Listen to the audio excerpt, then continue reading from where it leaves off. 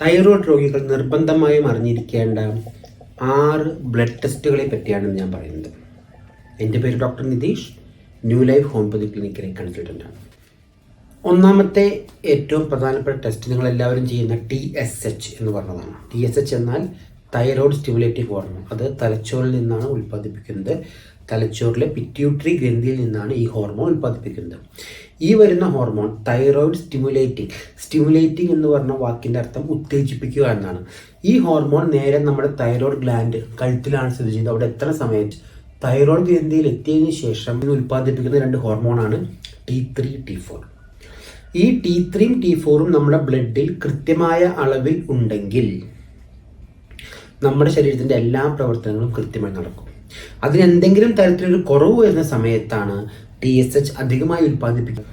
ഇവിടെയാണ് ഹോമിയോപ്പതി ചികിത്സയുടെ ഏറ്റവും പ്രധാനമായ ഭാഗം ഇരിക്കുന്നത്. നിങ്ങൾക്കൊരു തൈറോയ്ഡ് ഹോർമോൺ കുറവാണെങ്കിൽ, അതായത് നിങ്ങൾ ഹൈപ്പോ തൈറോയ്ഡ് രോഗിയാണെങ്കിൽ, നിങ്ങൾ T3, T4 കുറയുകയും TSH കൂടിയ ഒരാളുമാണെങ്കിൽ ഗ്രന്ഥിയെ പ്രവർത്തിപ്പിക്കാനുള്ളതും ഉത്തേജിപ്പിക്കാനുള്ള മരുന്നുകൾ നമുക്ക് ഹോമിയോപ്പതിയിൽ ലഭ്യമാണ്. അത് കഴിച്ചു കഴിയുമ്പോൾ നമ്മൾ കണ്ടുവരുന്നത് സാധാരണഗതിയിൽ ക്രമേണ തൈറോയ്ഡ് ഹോർമോൺ നോർമലായി വരികയും ജീവിതകാലം മുഴുവൻ മരുന്ന് കഴിക്കേണ്ട ആവശ്യം ഇല്ലാതാവുകയും ചെയ്യുന്നു. ഇത് എല്ലാവരുടെയും കാര്യമല്ല. ചിലവരുടെ ഹോർമോൺ ഗ്രന്ഥി നശിച്ചു പോയിട്ടുണ്ടാവും. അവർക്ക് ചിലപ്പോൾ സപ്ലിമെൻറ്റേഷൻ പോലെ തൈറോനോമോ അതുപോലത്തെ മരുന്നുകളോ എൻഡോക്രൈനോസിനോ കഴിക്കേണ്ടി വരും. പക്ഷേ ബഹുഭൂരിപക്ഷം പേർക്കും ഈ തരത്തിലുള്ള മാറ്റങ്ങൾ കണ്ടുവരുന്നു. കൂടാതെ 3 ടെസ്റ്റുകൾ പറഞ്ഞു: T3, T4, TSH. അടുത്ത പ്രധാനപ്പെട്ട ടെസ്റ്റാണ്, നിങ്ങൾ കണ്ടിട്ടുണ്ടാവും പലവരും വരുന്നത് FT3, FT4. FT3, FT4 എന്ന് പറഞ്ഞാൽ ഫ്രീ T3, ഫ്രീ T4 എന്നാണ്. T3, T4 സാധാരണഗതിയിൽ ഒരു പ്രോട്ടീനുമായി ബന്ധിച്ചിട്ടാണ് ബ്ലഡിൽ കാണുക. അത് ബന്ധിക്കാതെ ശരിക്കും കറക്റ്റ് ഇവിടുന്ന് വരുന്ന ആദ്യത്തെ സ്റ്റേജാണ് FT3, FT4. അതിൻ്റെ അളവാണ് ഏറ്റവും ആദ്യം നോക്കേണ്ടത്. ഇപ്പോൾ സ്ഥിരമായിട്ട് ഇംഗ്ലീഷ് മരുന്ന് കഴിക്കാത്ത ആൾക്കാരോ ചികിത്സ ആരംഭിക്കുന്നതിന് മുമ്പോ നിങ്ങൾ FT3, FT4 നോക്കുകയാണെങ്കിൽ അതിൻ്റെ അളവ് കൃത്യമായിട്ടുണ്ടെങ്കിൽ നിങ്ങൾക്ക് തൈറോയ്ഡ് രോഗത്തിനെ പറ്റി ബോധർ ചെയ്യേണ്ട ആവശ്യമില്ല. T3, T4 നോർമൽ ആണെങ്കിലും FT3, FT4 കുറവാണെങ്കിൽ എത്രയും പെട്ടെന്ന് ചികിത്സ തേടേണ്ടതാണ്. അതുപോലെ തന്നെ പ്രധാനപ്പെട്ട ഒരു കാര്യമാണ് ATG എന്ന് പറയുമ്പോൾ ആൻറ്റി തൈറോഗ്ലോബുലിൻ. നമ്മുടെ തൈറോയ്ഡ് കോശങ്ങൾ അതിനെതിരെ പ്രവർത്തിച്ച് നശിക്കുന്ന ഒരവസ്ഥ, അതാണ് ഹാഷിമോട്ടോ തൈറോയിഡൈറ്റിസ്. അതിന് നോക്കുന്ന 2 ബ്ലഡ് ടെസ്റ്റുകളാണ് ATGയും ANTI-TPO. ATG എന്ന് പറഞ്ഞാൽ ആൻറ്റി തൈറോഗ്ലോബുലിൻ. നമ്മുടെ തൈറോയ്ഡ് ഗ്രന്ഥിയിലകത്തുള്ള തൈറോഗ്ലോബുലിന് എതിരെ, തൈറോഗ്ലോബുലിൻ എന്ന് പറഞ്ഞ പ്രോട്ടീനെതിരെ വരുന്നതാണ് ആൻറ്റി തൈറോഗ്ലോബുലിൻ. അത് വരുമ്പോൾ തൈറോഗ്ലോബുലിൻ്റെ അളവ് കുറയുകയും അങ്ങനെ തൈറോയ്ഡ് ഗ്രന്ഥിയുടെ പ്രവർത്തനം കുറയുകയും ചെയ്യുന്നു. അതുപോലെ ഒന്നാണ് ANTI-TPO, തൈറോ പെറോക്സിഡേസ് ആൻറ്റിബോഡി. അത് വരുമ്പോൾ രണ്ടും ക്രമേണ നമ്മുടെ തൈറോയ്ഡ് ഗ്രന്ഥിയുടെ പ്രവർത്തനം കുറഞ്ഞുകൊണ്ടിരിക്കുന്നു. അപ്പോൾ കുറേ കാലമായി നിങ്ങൾ മരുന്ന് കഴിക്കുന്ന ആളാണെങ്കിൽ തീർച്ചയായും ഈ 2 ടെസ്റ്റുകൾ മറക്കാതെ ചെയ്യേണ്ടതാണ്, ATGയും ANTI-TPOയും. ഇവിടെയും നമുക്ക് ഹോമിയോപ്പതി മരുന്നുകൾക്ക് വളരെയധികം പ്രാധാന്യമുണ്ട്. മരുന്നുകളുടെ ഒപ്പം തന്നെ ജീവിതശൈലിയിലുള്ള മാറ്റങ്ങളും ഇവിടെ ആവശ്യമാണ്. സാധാരണഗതിയിൽ ആൻറ്റി തൈറോഗ്ലോബുലിൻ അതല്ലെങ്കിൽ ANTI-TPO, ഈ 2 കാര്യങ്ങൾ പ്രധാനമായിട്ടും കൂടുന്നത് ഓട്ടോ ഇമ്മ്യൂൺ ഡിസോർഡർ, നമ്മുടെ ശരീരത്തിന് നമ്മൾക്കെതിരെ തിരിക്കുന്ന അവസ്ഥ. പലർക്കും ആമവാദത്തെ പറ്റി അറിയാം. ഇതും ഒരു ഓട്ടോ ഇമ്മ്യൂൺ ഡിസോർഡറാണ്. അതുപോലെ ഇന്നത്തെ കാലത്ത് ഏറ്റവും കൂടുതൽ വരുന്ന ഒന്നാണ് ഈ ഓട്ടോ ഇമ്മ്യൂൺ ഡിസോർഡർ. അതിന് പ്രധാനപ്പെട്ട കാരണമാണ് ടെൻഷൻ, സ്ട്രെസ്, നിരാശ, അങ്ങനെ സൈക്കോളജിക്കൽ കോസ് നിരവധിയാണ്. ഫുഡ് ആൻഡ് മൈൻഡ്, ഇത് രണ്ടുമാണ് ഓട്ടോ ഇമ്മ്യൂൺ ഡിസോർഡറിൻ്റെ ബേസിക്. ഇതിൻ്റെ ഒപ്പം വരുന്നതാണ് ജെനറ്റിക്സ്. അപ്പോൾ എൻ്റെ ജീൻ എന്ന് പറഞ്ഞാൽ എൻ്റെ അച്ഛൻ്റെയും അമ്മയുടെയും കയ്യിൽ നിന്ന് എനിക്ക് കിട്ടിയിരിക്കുന്ന എൻ്റെ ശരീരപ്രകൃതവും എൻ്റെ എല്ലാ ആരോഗ്യവും ഞാൻ എന്താണോ അതിൻ്റെ പ്രധാനപ്പെട്ട ഒരു ഫ്രെയിം വർക്ക്, അതിൻ്റെ ഒരു കൂട് എന്ന് പറഞ്ഞാൽ ജീനാണ്. ഈ ജീനിൽ ആരോഗ്യമുള്ള ജീനുകളും ഉണ്ടാവും, അനാരോഗ്യമായ ജീനുകളുണ്ടാവും. നമ്മുടെ ജീവിതശൈലി മാറ്റങ്ങൾ കൊണ്ട്, ഫുഡ് ആൻഡ് മൈൻഡ്, ഭക്ഷണത്തിൽ കൊണ്ടോ മാനസികാവസ്ഥ കൊണ്ടോ ഇതിലെന്തെങ്കിലും ഒരു മാറ്റം വന്നു കഴിഞ്ഞാൽ തീർച്ചയായും നമ്മുടെ ജീനുകളുടെ ഹെൽത്തിനെയും അത് ബാധിക്കും. അങ്ങനെ അൺഹെൽത്തി ജീൻസുകൾ പ്രബലമാവുകയും അതും കൂടി ചേർന്ന് വരുമ്പോഴാണ് ഈ ഓട്ടോമ്യൂൺ ഡിസോർഡർ വന്നു വരുന്നത്. അപ്പോൾ ഓട്ടോമ്യൂൺ ഡിസോർഡർ വന്ന ഒരു രോഗിക്ക് ആവശ്യം തൈറോയിഡിൻ്റെ മാത്രം ചികിത്സയല്ല, ഒരു ഹോളിസ്റ്റിക് ട്രീറ്റ്മെൻ്റ് ആണ്. ഹോമിയോപ്പതി വൈദ്യശാസ്ത്രത്തിൽ പ്രധാനമായി രോഗികൾക്ക് കൊടുക്കുന്നതും ഹോളിസ്റ്റിക് ട്രീറ്റ്മെൻ്റ് ആണ്. ഒരു വ്യക്തിക്ക് കൊടുത്ത മരുന്ന് മറ്റൊരാൾക്ക് വലിച്ചുകൊള്ളുന്നില്ല. ഓരോ വ്യക്തികൾക്കും അനുസരിച്ച് ടൈലേർഡ് മെഡിസിൻസ്, ഓരോ വ്യക്തികളുടെയും വിശേഷണങ്ങൾ അനുസരിച്ചാണ് ചികിത്സ വരുന്നത്. ഉദാഹരണം പറയുകയാണെങ്കിൽ ഹൈപ്പോതൈറോയ്ഡ് ആയിട്ടുള്ള ഒരാൾ, തൈറോയ്ഡ് ഹോർമോൺ കുറഞ്ഞ ഒരാൾ, ഹൈപ്പോതൈറോയ്ഡ് എന്ന് പറഞ്ഞാൽ TSH കൂടുതൽ, T3 T4 കുറവ്. ഹൈപ്പോതൈറോയ്ഡ് ഉള്ള ഒരാളാണെങ്കിൽ ആൾ വളരെയധികം വണ്ണം വെച്ച് വരും. സാധാരണഗതിയിൽ വണ്ണം വെച്ച്, ശോധന കുറവ്, അതുപോലെ തന്നെ ഭയങ്കരമായിട്ടുള്ള മുടി കൊഴിച്ചിൽ ഡെവലപ്പ് ചെയ്യുക, പെട്ടെന്ന് ഡിപ്രഷനിലേക്ക് പോവുക, ഈ തരം ലക്ഷണങ്ങൾ ധാരാളം. അത് നിങ്ങൾക്ക് മറ്റ് യൂട്യൂബ് വീഡിയോകളിൽ നിന്ന് കാണാൻ സാധിക്കും.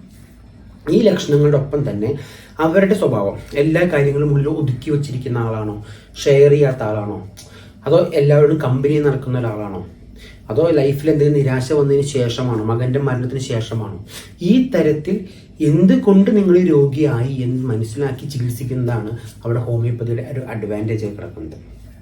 അപ്പോൾ ഇത്തരത്തിൽ കാരണത്തിനെ അനുസരിച്ച് നിങ്ങൾ ശരീരത്തിന് നിങ്ങളുടേതായ കാരണങ്ങൾ, എന്തുകൊണ്ട് നിങ്ങളൊരു രോഗിയെന്ന് മനസ്സിലാക്കി ട്രീറ്റ് ചെയ്യുമ്പോഴാണ് ആ ഹോർമോൺ ആക്ടിവേറ്റ് ആവുന്നത്. അതുപോലെ തന്നെ നമ്മളിപ്പോൾ ക്ലിനിക്കുകളിൽ കഴിഞ്ഞൊരു 4-5 വർഷമായി പ്രോട്ടോകോൾസ്, അത് ഓരോ ഡിസീസിനെയും ട്രീറ്റ് ചെയ്ത് ഇപ്പോൾ നമ്മൾ ഏകദേശം ഒരു 40-47 വർഷമായി നമ്മൾ ഹോമിയോപ്പതി ചികിത്സാ രംഗത്തുണ്ട്. അപ്പോൾ അന്ന് തൊട്ട് ഇന്ന് വരെ എഫക്റ്റീവായ മെഡിസിൻസും കാര്യങ്ങളും മനസ്സിലാക്കി ട്രീറ്റ്മെൻറ്റ് പ്രോട്ടോകോൾസ് ഡെവലപ്പ് ചെയ്തിട്ടുണ്ട്. അങ്ങനെ ഇപ്പോൾ തൈറോയിഡിന് ഒരു പ്രോട്ടോകോൾ ഉണ്ട്. അത് കൊടുത്തു കഴിഞ്ഞാൽ സാധാരണഗതിയിലുള്ള തൈറോയ്ഡ് ഹോർമോൺ സ്റ്റിമുലേറ്റ് ചെയ്യാതെ മതിയാവും. പക്ഷേ ഈ പറഞ്ഞ ടൈലേർഡ് മെഡിസിൻ കൊടുത്താലാണ് അതൊരു സ്ഥായിയായി കിട്ടാനും, കൂടാതെ ആളുടെ ശരീരത്തിനെ ഹോളിസ്റ്റിക്കായി കൺട്രോൾ ചെയ്യുമ്പോൾ, ഇപ്പോൾ നിങ്ങൾക്ക് ഹാഷിമോട്ടോസ് എന്ന് പറഞ്ഞാൽ ഓട്ടോഇമ്യൂൺ ഡിസോർഡർ ആണെങ്കിൽ നാളെ നിങ്ങൾക്ക് അടുത്തൊരു ഓട്ടോഇമ്യൂൺ ഡിസോർഡർ വരാൻ ചാൻസ് ഉണ്ട്. അങ്ങനെ എല്ലാ തരത്തിലും ബോഡീനെ ഹെൽത്തി ആക്കുമ്പോൾ നിങ്ങളുടെ ഹെൽത്ത് കൂടാനുള്ള ചാൻസ് ഉണ്ട്. അതുകൊണ്ട് ഈ ബ്ലഡ് ടെസ്റ്റുകൾ നിങ്ങൾ നിർബന്ധമായും ടെസ്റ്റ് ചെയ്യുകയും, ചികിത്സ എടുത്ത് വർഷങ്ങളോളം മരുന്ന് കഴിച്ചു പോകണം. നിങ്ങൾ ഹോമിയോപ്പതി ആവട്ടെ, ആയുർവേദമാവട്ടെ, അലോപ്പതി ആവട്ടെ, യുനാനി, സിദ്ധ, ഏത് വൈദ്യശാസ്ത്രത്തെ മെഡിസിൻ കഴിക്കുകയാണെങ്കിലും ഈ ബ്ലഡ് ടെസ്റ്റുകൾ T3, T4, TSH, ATG, anti TPO, ഈ 5 ബ്ലഡ് ടെസ്റ്റുകൾ നിങ്ങളൊരു കാരണവശാലും മറക്കരുത്. കൂടാതെ 2 FT4 FT3 അറിവിലേക്ക് വേണ്ടി പറഞ്ഞു തന്നത്. പിന്നെ എല്ലാവർക്കും ഉള്ള മറ്റൊരു സംശയം, കഴുത്തിങ്ങനെ വീർത്ത് വരുന്നു, അത് മാത്രമാണ് തൈറോയ്ഡ് എന്നാണ്. ചിലർ പറയും ബ്ലഡിലാണ് തൈറോയ്ഡ് എന്നാണ്. അവിടെ നിങ്ങൾ പറയാനുള്ളത്, ബ്ലഡിലുള്ള തൈറോയ്ഡ് എന്ന് പറഞ്ഞാൽ ഈ T3 T4 TSH ബ്ലഡിലുള്ള തൈറോയ്ഡ് എന്ന് പറയാം. നിങ്ങളുടെ ഈ തൈറോയ്ഡ് ഗ്രന്ഥിക്ക് T3 T4 വേണ്ട അളവിൽ ഉൽപ്പാദിപ്പിക്കാൻ സാധിക്കുന്നില്ലെങ്കിൽ 2 ഓപ്ഷൻസ് ആണുള്ളത്. ഒന്ന്, പിറ്റ്യൂട്ടറി ഗ്രന്ഥി TSH കൂട്ടി ഉള്ള ഗ്രന്ഥിനെ കൊണ്ട് പ്രവർത്തിപ്പിക്കുക. 2, നിങ്ങളുടെ ഗ്രന്ഥി വലുതാവുക. കാരണം 10 പേര് ചേർന്ന് ഒരു കാര്യം ചെയ്തുകൊണ്ടിരിക്കുന്ന സമയത്ത് എഫിഷ്യൻസി കുറഞ്ഞാൽ, എൻ്റെ പ്രാപ്തി കുറഞ്ഞാൽ 12 പേരോ 13 പേരോ ചെയ്യുന്നു പറഞ്ഞ പോലെ ഗ്ലാൻഡിൻ്റെ വലുപ്പം കൂടി വരും. അങ്ങനെ വരുന്ന ഒരു ഹൈപ്പർട്രോഫി, അതിനെയാണ് നമ്മൾ ഗോയിറ്റർ എന്ന് പറയുന്നത്. ആ ഒരു കണ്ടീഷൻ വന്നു കഴിഞ്ഞാൽ പലരും പറയും അത് ബുദ്ധിമുട്ടാണ്, എടുത്ത് കളയേണ്ടി വരും. സാധാരണഗതിയിൽ ഗോയിറ്റർ പുറത്തേക്ക് തള്ളി വരികയാണെങ്കിൽ അത് കോസ്മെറ്റിക് ഇഷ്യൂ ആണ് പ്രധാനമായിട്ടുള്ളത്. എടുത്ത് കളഞ്ഞാലും കാണുമ്പോൾ ഒരു വൃത്തികേടാണുള്ളത്. നിങ്ങൾ മെഡിസിൻ കഴിച്ച് ഇത് വീണ്ടും പൂർവ്വസ്ഥിതിയിലാവാനുള്ള സാധ്യതയുണ്ട്. അതുപോലെ തന്നെ ഈ ഗോയിറ്റർ നിങ്ങൾ ശ്രദ്ധിക്കേണ്ട ഒരു കാര്യം എന്താണെന്ന് വെച്ചാൽ, നിർബന്ധമായി ഡോക്ടറെ കൊണ്ട് പരിശോധിപ്പിച്ചോളണം. കാരണം പല തരത്തിലുള്ള ഗോയിറ്റേഴ്സ് ഉണ്ട്. സിമ്പിൾ ഗോയിറ്റർ, എവിടെ എല്ലാ ഭാഗങ്ങളും തൊടുമ്പോൾ ഒരുപോലെയുള്ള ഗോയിറ്റർ. പിന്നെ ഒന്ന് വന്നേക്കുന്നത് മൾട്ടി നോഡുലാർ ഗോയിറ്റർ, തൊടുമ്പോൾ ചെറിയ ഭാഗങ്ങൾ ഉണ്ട പോലെ മാത്രം കിടക്കുന്ന ഗോയിറ്റർ. സോളിറ്ററി നോഡുലാർ ഗോയിറ്റർ, ഒരു ഭാഗത്ത് മാത്രമുള്ളത്. ഇത് ചിലത് ക്യാൻസറസ് ആവാം, ചിലത് ക്യാൻസറസ് ആവാതിരിക്കും. ഇതെല്ലാം ഡോക്ടർമാർക്കാണ് അറിയാൻ സാധിക്കുക. പിന്നെ അതിന് ടെസ്റ്റ് ഉള്ളത് കുത്തിയെടുത്ത് പരിശോധിക്കുക എന്ന് പറഞ്ഞാൽ FNAC ആണ് അതിനുള്ളൊരു ട്രീറ്റ്മെൻ്റ് ഉള്ളത് നമുക്ക്. അപ്പോൾ കുത്തിയെടുത്ത് പരിശോധിച്ചാൽ കാരണം അറിയാൻ സാധിക്കും. ഈ ATG ആൻറ്റി TPO ചെക്ക് ചെയ്യുന്ന സമയത്ത് അത് കൂടി നിൽക്കുകയാണെങ്കിൽ ഹാഷിമോട്ടോസ് പോലെ തന്നെ ATG ഒരു ട്യൂമർ മാർക്കറും കൂടിയാണ്. അസുഖം നേരത്തെ കണ്ടെത്തിയാൽ നേരത്തെ ചികിത്സിക്കാം. ഇത് പറഞ്ഞ പോലെ നിങ്ങൾക്ക് കഴുത്തിൽ വലുപ്പമുണ്ടോ ഇല്ലയോ നോക്കണ്ടല്ലോ, അൾട്രാസൗണ്ട് സ്കാൻ എടുക്കുന്നതും എപ്പോഴും നല്ലതാണ്. അപ്പോൾ തൈറോയ്ഡ് രോഗികളായിട്ട് ഞാൻ ഇത്രയും നേരം പറഞ്ഞ കാര്യങ്ങൾ അവസാനിപ്പിക്കുന്നത്, നിർബന്ധമായും നിങ്ങൾ TSH മാത്രം നോക്കി ജീവിക്കരുത്. T3 T4 TSH ഓരോ 3 മാസം കൂടുമ്പോഴും, അതുപോലെ തന്നെ ആൻറ്റി തൈറോഗ്ലോബുലിൻ, ആൻറ്റി TPO വർഷത്തിലൊരിക്കലോ, പോസിറ്റീവായ ആൾക്കാർ 6 മാസത്തിലൊരിക്കലോ എങ്കിലും ടെസ്റ്റ് ചെയ്യുന്നത് നിങ്ങൾക്ക് നല്ലത്. ഈ വീഡിയോ നിങ്ങൾക്ക് ഉപകാരപ്പെട്ടുവെങ്കിൽ നിങ്ങളുടെ കൂട്ടുകാർക്കോ ഇത് ആവശ്യമുള്ളവർക്കോ നിങ്ങൾ ഷെയർ ചെയ്യുക. നന്ദി. അടുത്ത വീഡിയോയിൽ വീണ്ടും കാണാം.